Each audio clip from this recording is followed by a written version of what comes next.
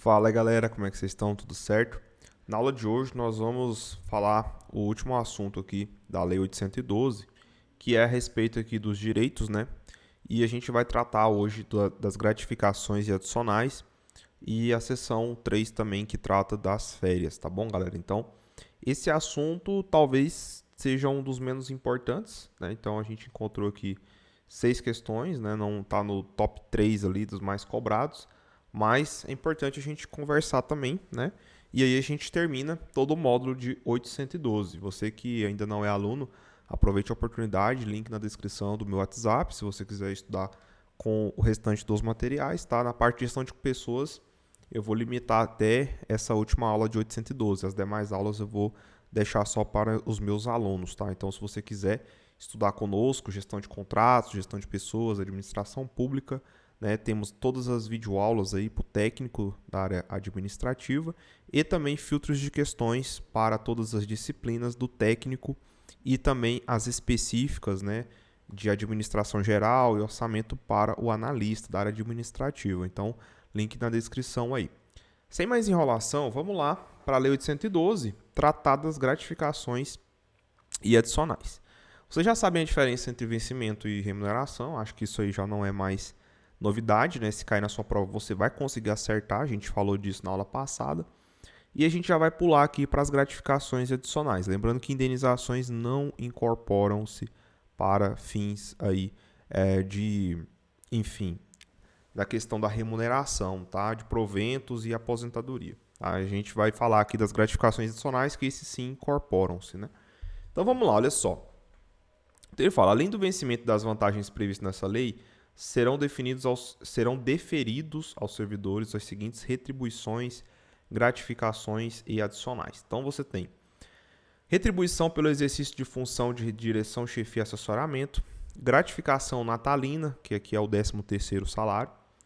O 3 foi revogado. O 4, adicional pelo exercício de atividades insalubres, perigosas ou penosas. 5, adicional pela prestação do serviço extraordinário. 6, adicional noturno. 7, adicional de férias. 8, outros relativos ao local ou à natureza do trabalho. E 9, gratificação por encargo de curso ou concurso. Aí a gente vai entender cada uma delas, tá? Então, na primeira, fala a respeito da retribuição pelo exercício de função de direção, chefia e assessoramento. Então, o artigo 62 fala, ao servidor ocupante cargo efetivo investido em função de direção, chefia e assessoramento, cargo de provimento em comissão ou de natureza especial, é devida retribuição pelo seu exercício, né? Então, você que vai trabalhar na Justiça Eleitoral, você tem lá as funções gratificadas ou os cargos comissionados. Você vai receber uma remuneração, né, a mais, uma retribuição ali pelo exercício dessas funções gratificadas, tá, galera? Então, isso aí é o que está falando no artigo 62. Lei específica estabelecerá a remuneração dos cargos em comissão, de que trata o inciso 2 do artigo 9º. Enfim, isso aqui eu não acho que vai cair, tá? É só importante saber mesmo a definição, né, que você recebe uma retribuição. Acho que isso aí, se cair na sua prova, você acerta, não vai ser tão problema não, tá? Da subseção 2 fala da gratificação natalina. Então, ela corresponde a 1/12 da remuneração, a que o servidor fizer jus ao mês, no mês de dezembro, por mês de exercício no respectivo ano. A fração igual ou superior a 15 dias será considerada como mês integral. A gratificação será paga até o 20º dia, né, o dia 20 do mês de dezembro de cada ano. O servidor exonerado perceberá sua gratificação natalina proporcionalmente aos meses de exercício, calculada sobre a remuneração do mês de exoneração, e a gratificação natalina não será considerada para cálculo de qualquer vantagem pecuniária. Então, isso aqui é importante. Então, gratificação natalina, mais conhecido como 13º aí, né? Você tem 1/12 da remuneração aí no mês de dezembro, tá bom? Tranquilo, sem muito segredo, né, galera? Para ninguém. E aqui na subseção 3, ele trata do adicional por tempo de serviço, né? Então, nós temos aí que foi revogado, né? Isso aqui foi revogado, então isso aqui você pode desconsiderar. Então, agora a subseção 4 fala insalubridade, periculosidade ou atividades penosas. Esse aqui, eu acho importante vocês darem uma atenção especial, tá?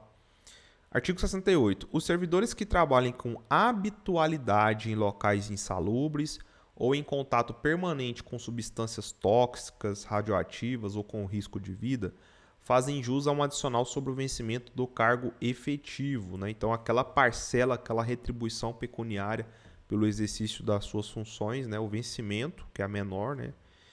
Você vai receber ali esse adicional de insalubridade, né? Ou periculosidade ou atividade penosa. O servidor que fizer jus aos adicionais de insalubridade e periculosidade, então vamos supor, ele pode fazer jus aos dois. Você tem que optar por um deles, né? Então você vai escolher ou a insalubridade ou a periculosidade. Né? Isso aqui não se aplica a atividades penosas, tá? Porque aí o que dá para interpretar aqui? Que a atividade penosa dá para a gente incluir, né? Você pode receber atividade penosa e insalubridade, ou atividade penosa e periculosidade. Você não pode insalubridade com a periculosidade, aí não pode, tá? Aí você tem que optar por um deles. Parágrafo 2º. O direito ao adicional de insalubridade ou periculosidade cessa com a eliminação das condições ou dos riscos que deram causa à sua concessão. Isso aqui é tela de prova, tá, galera? Isso aqui pode estar na sua prova. A banca falar que não cessa mesmo eliminando as condições que deram causa à sua concessão. Errado. Se cessar a eliminação das condições, com a eliminação das condições que deram causa à concessão, aí você não vai ter mais direito ao adicional de insalubridade ou periculosidade. Importante, tá? Isso aqui é realmente importante. 69. Haverá permanente controle da atividade de servidores em locais ou em operações ou locais considerados penosos, insalubres ou perigosos. Então, haverá permanente controle. E o parágrafo único também tela de prova, tá? Importante. A servidora gestante ou lactante será afastada enquanto durar a gestação e a lactação das operações e locais previstos nesse artigo, exercendo suas funções em local salubre e em serviço não penoso e não perigoso. Importantíssimo. Isso aqui é tela de prova. 70. Na concessão dos adicionais de atividades penosas, de insalubridade ou de periculosidade, serão observadas situações estabelecidas em legislação específica. E o 71, muitíssimo importante, porque até agora a gente só ficou falando insalubridade e periculosidade. Aí vem o 71, né? Atividade penosa. O que é isso? Será devido aos servidores em exercício em zonas de fronteira. Então, se falar em zonas de fronteira, você não vai receber. O que você vai perceber? A atividade penosa. Ou em localidades cujas condições de vida o justifiquem, nos termos, condições e limites fixados em regulamento. Tá? 72. Os locais de trabalho e os servidores que operam raio-x ou substâncias radioativas serão mantidos sob controle permanente, de modo que as doses de radiação ionizante não ultrapassem o nível máximo previsto na legislação própria. Parágrafo único. Os servidores a que se refere este artigo serão submetidos a exames médicos a cada 6 meses. Então, a cada 6 meses, você vai ter esses servidores que trabalham com raio-x passarão por exames médicos. Vamos falar agora do adicional de serviço extraordinário ou horas extras aí, né? Então, artigo 73. O serviço extraordinário será remunerado com acréscimo de 50% em relação à hora do trabalho normal. Isso é muito importante, esse dado aqui de 50%. Memoriza, tá? Tem certas coisas que não tem jeito, já falei. Tem que memorizar, tá? E artigo 74. Somente será permitido serviço extraordinário para atender a situações excepcionais e temporárias, respeitado o limite de 2 horas por jornada. Então, você só pode cumprir aí até no máximo 2 horas por jornada, tá bom? Importante isso aí. Adicional noturno agora. O serviço noturno prestado em horário compreendido entre as 22 horas de um dia e 5 horas do dia seguinte terá o valor hora acrescido de 25%. Então, memoriza. Falou em hora extra, 50%. Adicional noturno, 25%. Importante. Computando-se cada hora como 52 minutos e 30 segundos.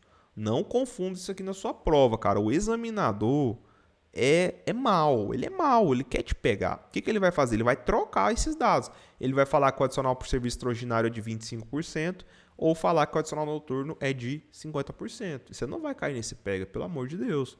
Por isso que é importante memorizar e saber diferenciar, tá bom? Beleza. Agora vamos falar do adicional de férias. né? E mais à frente a gente vai falar das férias especificamente. Aqui é só do adicional de férias, a questão remuneratória, né? Então, 7.3. Independentemente de solicitação, será pago ao servidor, por ocasião das férias, um adicional correspondente a 1/3 da remuneração. Acho que todos vocês já conhecem isso aqui, né? Então, por ocasião das férias, você recebe 1/3 da remuneração do período das férias. No caso de o servidor exercer função de direção, chefia ou assessoramento ou ocupar cargo em comissão, a respectiva vantagem será considerada no cálculo do adicional que trata esse artigo. Então, se você percebe aí uma função, um cargo de confiança, né, uma função gratificada, um cargo comissionado, essa vantagem vai ser considerada também aí no cálculo desse 1/3. Então você vai receber uma baita de uma grana aí quando você for tirar férias, se você percebe essa função gratificada. E a última aqui, né, a subseção 8, trata da gratificação por encargo de curso ou concurso. Então eu falo assim, gratificação por encargo de curso ou concurso é devida ao servidor que, em caráter eventual. E aí ele traz as hipóteses, né? Então, por exemplo, atuar como instrutor em curso de formação, desenvolvimento e treinamento regularmente, participar de banca examinadora ou comissão para exames orais, análise curricular, correção de provas discursivas e etc.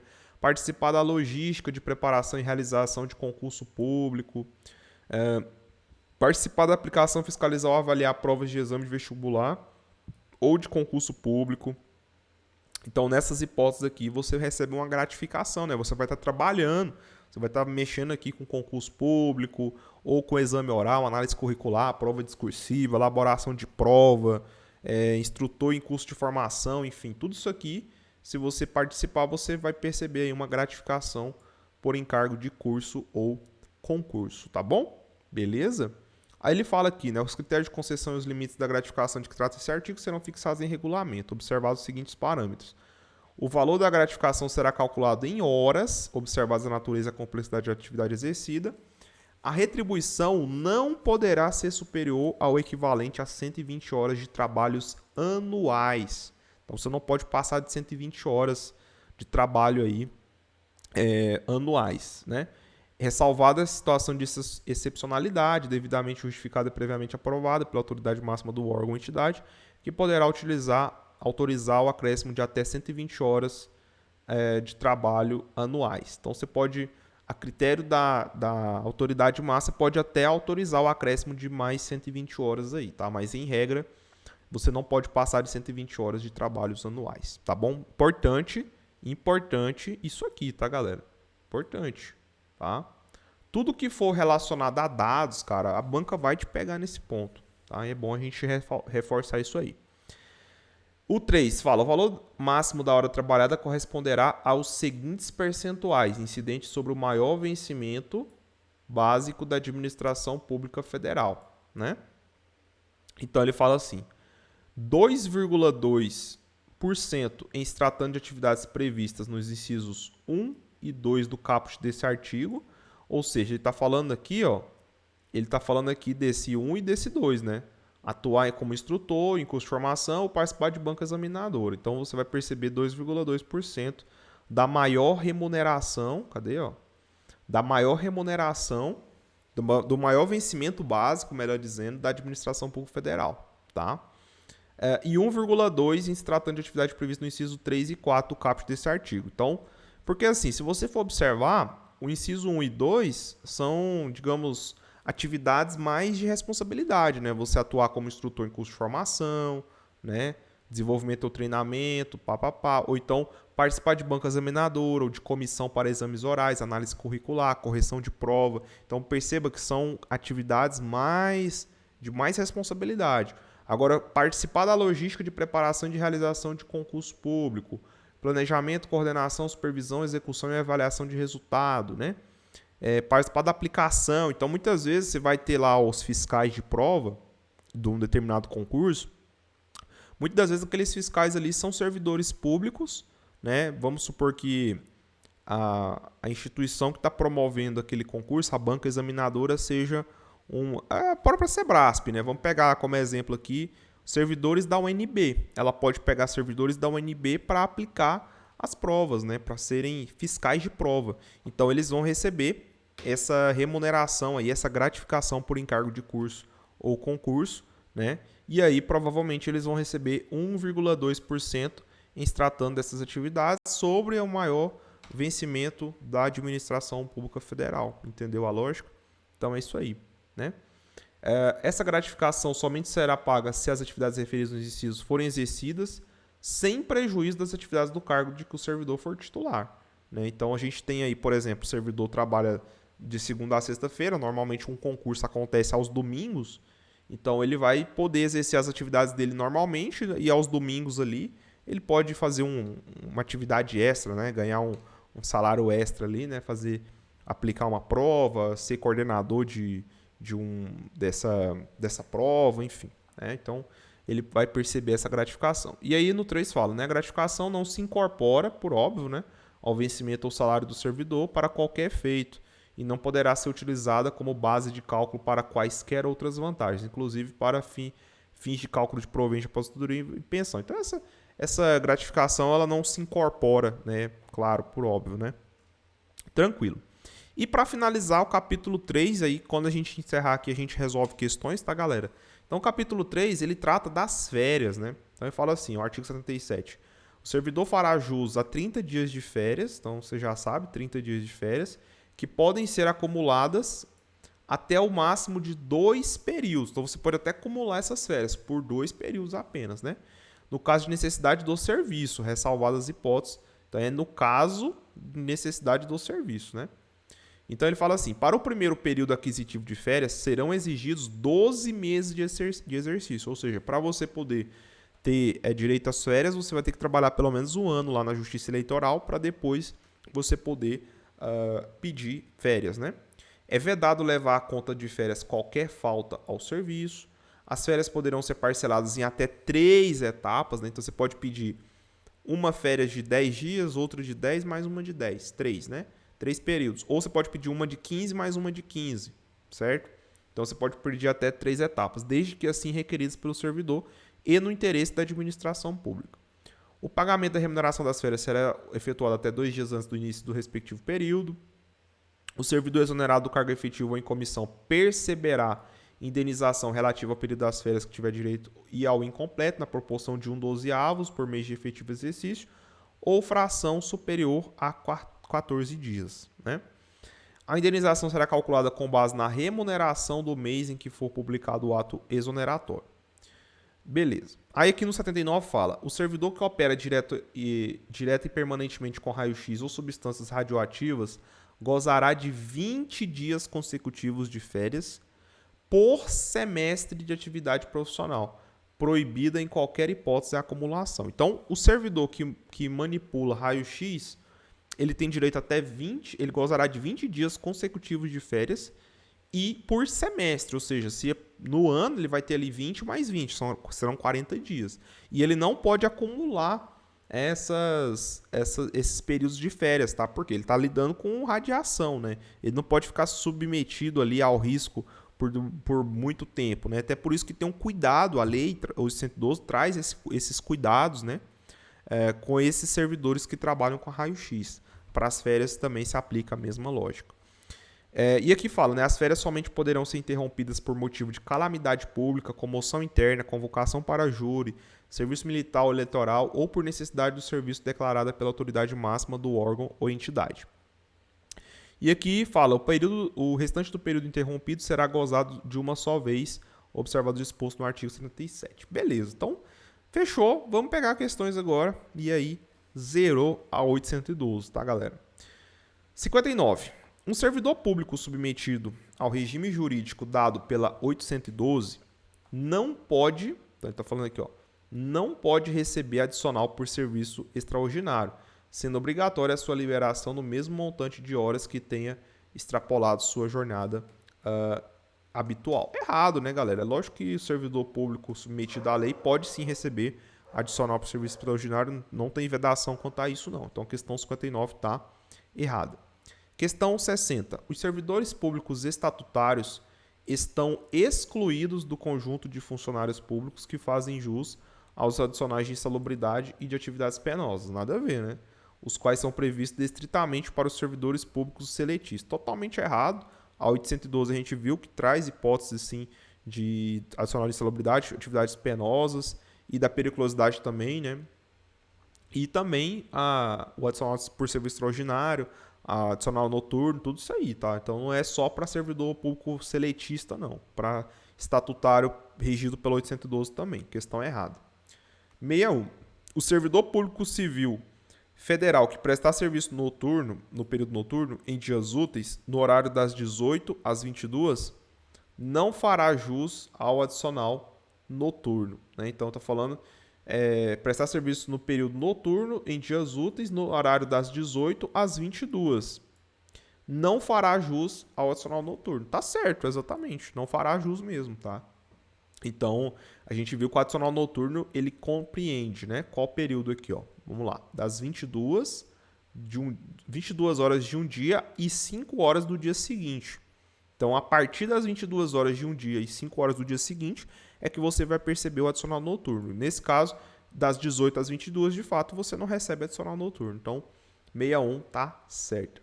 62. As atribuições do cargo definidas em lei não garantem, por si só, a concessão e a continuidade do pagamento dos adicionais de insalubridade e periculosidade. E aí, o que vocês acham? Tá certo ou tá errado essa questão?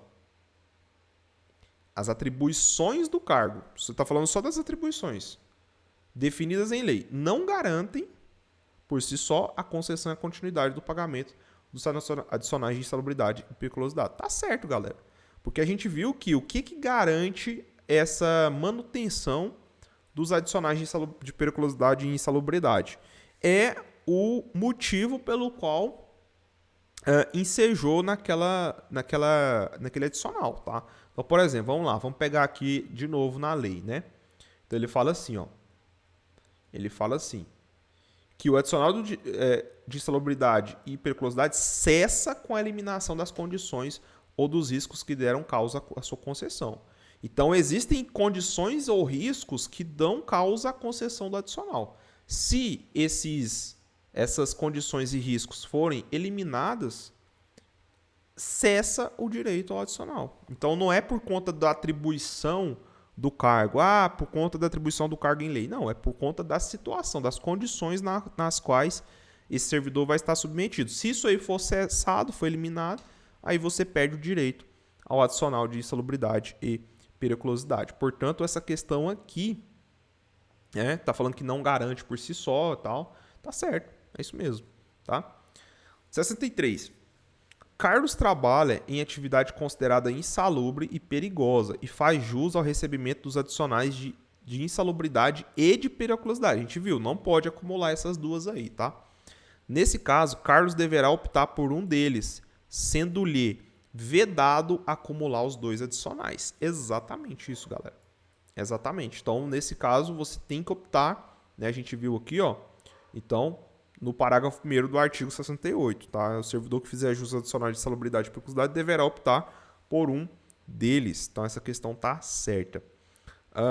E para finalizar nossa aula, questão 64, fala assim: o servidor poderá receber concomitantemente os adicionais de insalubridade e de periculosidade. A gente já sabe que está errado, parágrafo 1º aí do artigo 68. E com isso a gente encerra, galera, esse módulo de 812. E aí, gostou? Né? Falamos de tudo, cara. Tudo que pode estar na sua prova a gente falou em 5 aulas aqui, né? Espero que tenha sido esclarecedor para você. Espero que você faça uma boa prova aí do TSE Unificado. Quiser estudar conosco, link na descrição, meu WhatsApp, o meu Instagram, o Instagram do Guilherme também, professor Guilherme, também está gravando as aulas de gestão de contratos aí, tá bom? Então é isso, pessoal. Valeu demais, um abraço, até a próxima.